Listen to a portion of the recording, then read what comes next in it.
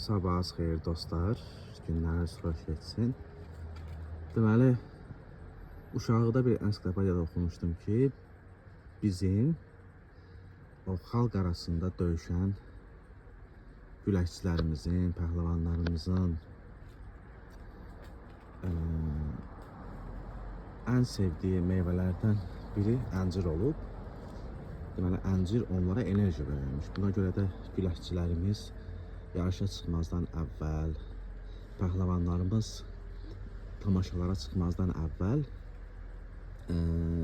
əncir yeyərmişlər və bu onların güc qüvvəsini artırırmış. Yeri gəlmişkən mənim bircə pəhləvanımın da ən sevdiyi meyvələrdən biri əncirdir dostlar. Və Lənkəranın qonaqpərvərliyi indi özünü bu şəkildə göstərdi. Yəni dəniz qırağında gəzərkən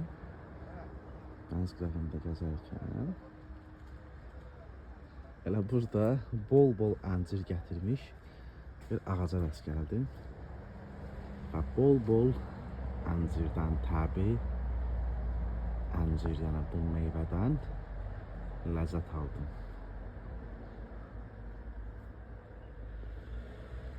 Və bircə pəhləvanımı xatırladım.